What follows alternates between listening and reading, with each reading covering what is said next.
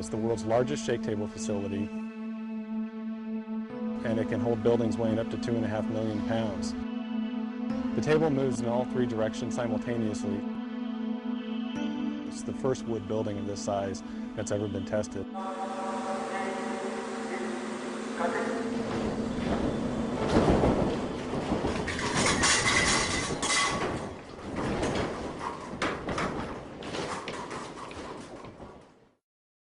The entire project is called the Niecewood Capstone Test, a project funded by the National Science Foundation. The project is led by Colorado State University, and Simpson was a close technical collaborator. The popularity of mid-rise wood frame construction has soared in urban areas, and so there's not a lot of information on how to design those types of structures.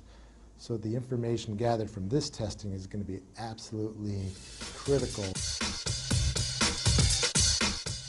The condominium tower was built as a actual condominium would be constructed with 23 1- and 2-bedroom living units. We're testing a 7-story, 23,000 square foot, 800,000 pound building in 3 dimensions. This collaboration with all the folks involved is really going to culminate in a test that's going to show how our products perform in a very severe seismic event.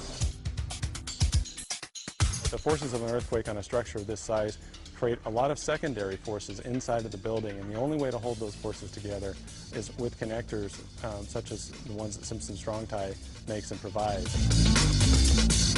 In this building, we have a wide variety of Simpson Strong Tie products, from large hold-down rods that run 7 stories up to the roof, known as ATS, or anchor tie-down system. We have a number of shear transfer elements in here, and straps and the floor plates to help tie the floor plates to the shear walls. In short, we're building what we call a complete load path.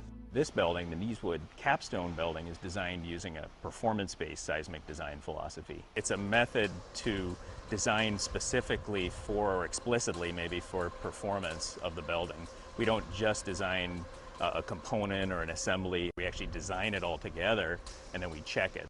And performance-based design allows us, if we know enough about how the building reacts, to actually select what level of damage we want to see in the building during an earthquake. We're doing a series of tests on this structure so that we can incrementally increase our knowledge as to how the building is responding at different levels of shaking. We're not only going back and forth, side to side, but we're going up and down as well. So we're getting all of the vertical accelerations and lateral accelerations exactly like that Northridge earthquake, but times 1.8.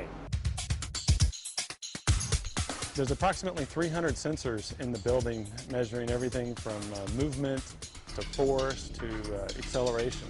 Once that data and information is gathered, then it can be used to develop new design procedures and new construction methods. So we're able to take what the engineers have modeled, compare it to how the building actually performed, and that's going to give us a lot of great data for years and years to come. What we're really doing here is we're demonstrating that you can build a 6-story or even a 7-story possibly wood structure in a high seismic zone and have it perform how you want. It's safe, it's cost effective, and frankly they're very little damage. Really, for 5% or less in your construction material costs in the beginning of the building, you can not only save the occupants of the building, but you can also save the structure. This test will change the way light frame wood is designed over the next 10 years. We've invited several key engineers from across the country, building departments. There's folks from all over the world coming to see this. When you see an actual test, the impact that has on you is so significant that it really makes you think twice about what you put down on paper.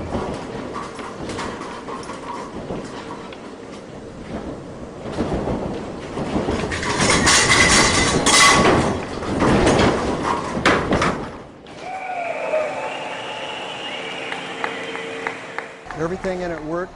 There was minimal damage to the inside of the building, minimal damage to the outside of the building.